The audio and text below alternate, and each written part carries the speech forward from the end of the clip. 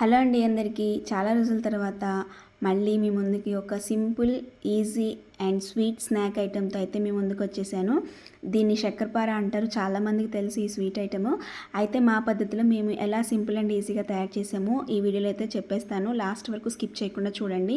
దీనికోసం ముందుగా ఒక హాఫ్ కప్ బెల్లాన్ని తురిమి పక్కన పెట్టుకోవాలి. అలాగే ఒక 2 టేబుల్ స్పూన్ల బొంబాయి రవ్వ, ఉప్మా రవ్వ అంటారు కదా, అది కూడా కావాలి. అలాగే ఒక 3 to 4 టేబుల్ స్పూన్స్ అయితే నెయ్యిని కూడా మనం ఈ స్నాక్ ఐటెంలో అయితే యూస్ చేస్తున్నాము. అలాగే ఒక కప్పు గోధుమ పిండి, ఈ గోధుమ పిండిని జల్లించి పక్కన పెట్టుకోవాలి.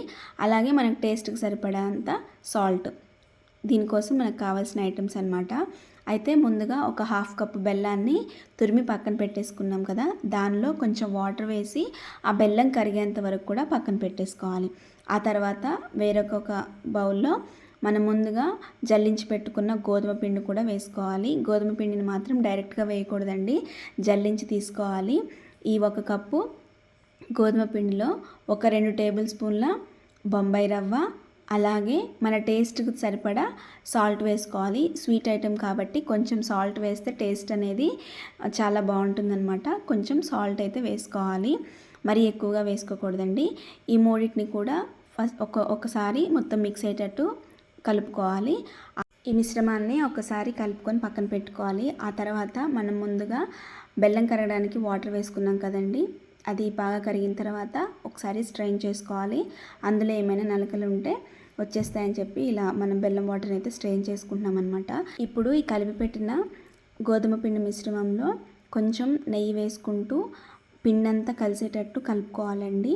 మనం కలుపుకునేటప్పుడు, మనం పిండి కలుపుతున్నప్పుడు చేతికి పట్టుకున్నప్పుడు ముద్దలాగా అవ్వాలన్నమాట. అలా కలుపుకోవాలి. ఇలా మొత్తం కలుపుకున్న తర్వాత ఇప్పుడు చూసారు కదా, ఇక్కడ వీడియోలో చూపిస్తున్నట్టు ఇట్లా ముద్దలాగా దగ్గరికి అవ్వాలి. ఇలా నెయ్యి వేసుకొని కలుపుకోవాలి. ఆ తర్వాత మనం ముందుగా వడకట్టి పక్కన పెట్టుకున్న బెల్లం వాటర్ని కొంచెం కొంచెం వేసుకుంటూ చపాతీ పిండిలాగా కలుపుకొని పక్కన పెట్టుకోవాలి. మీకు ఎంత తీపి కావాలంటే అంత వాటర్ అయితే వేసుకోవచ్చు. మీరు వాటర్ ఎక్కువైతే ఇంకొంచెం గోధుమ పిండి కూడా దీనిలో కలుపుకోవచ్చు అనమాట. ఇలా చపాతీ పిండిలాగా కలుపుకొని పక్కన పెట్టుకొని ఒక 5 to 10 minutes వరకు పక్కన పెట్టేసుకోవాలి. ఆ తర్వాత దీన్ని, ఈ చపాతీ పిండిలాగా కలుపుకున్న ఈ మిశ్రమాన్ని కొంచెం కొంచెం తీసుకొని చపాతీ పీట మీద మనం ఎలా అయితే చపాతీని చేసుకుంటామో అలా పిండి వేసి చపాతీలాగా చేసుకోవాలి. చేసుకున్న తర్వాత ఇక్కడైతే మేము చేత్తోనే చేస్తున్నామండి. మీరు ఒకవేళ చపాతీ కర్రతో కూడా చేసుకోవచ్చు. మేమైతే ఇక్కడ చేత్తోనే చేసేస్తున్నాము. కొంచెమే స్నాక్స్ చేస్తున్నాం కాబట్టి ఇట్లా మేము చేత్తో అయితే చేసుకుంటున్నాము. ఇలా మొత్తం చేత్తో చపాతీలాగా చేసుకున్న తర్వాత ఈ చపాతీ పిండిని మనం చేసుకునేటప్పుడు మరీ పల్చగా కాకుండా, అలాగే మరీ మందంగా కాకుండా మీడియం సైజుగా ఇక్కడ వీడియోలో చూపిస్తున్నట్టు చేసుకోవాలండి. మీరు ఒకవేళ చేత్తో ఈజీగా ఉందనుకుంటే చేత్తో కూడా చేసుకోవచ్చు. ఇలా చేసుకున్న తర్వాత ఒక కత్తి తీసుకొని దీన్ని ఇలా చిన్న చిన్న క్యూబ్స్ లాగా కట్ చేసుకోవాలి. ఇలా మీరు ఎంత చపాతీ పిండి అయితే తీసుకున్నారో దాన్ని అంతటిని కూడా ఇలా క్యూబ్స్ లాగా కట్ చేసుకొని, స్క్వేర్ టైప్లో కట్ చేసుకొని పక్కన పెట్టేసుకోవాలండి. మీరు ఏ షేప్లో కావాలంటే ఆ షేప్లో దీన్ని అయితే కట్ చేసుకోవచ్చు. ఇక్కడ మేమైతే క్యూబ్స్ లాగా కట్ చేసాము. మీరు డైమండ్ షేప్లో కావాలన్నా కట్ చేసుకోవచ్చు. మీ దగ్గర ఏవైనా షేప్స్ ఉంటే వాటితో కూడా మీరు ట్రై చేయొచ్చు.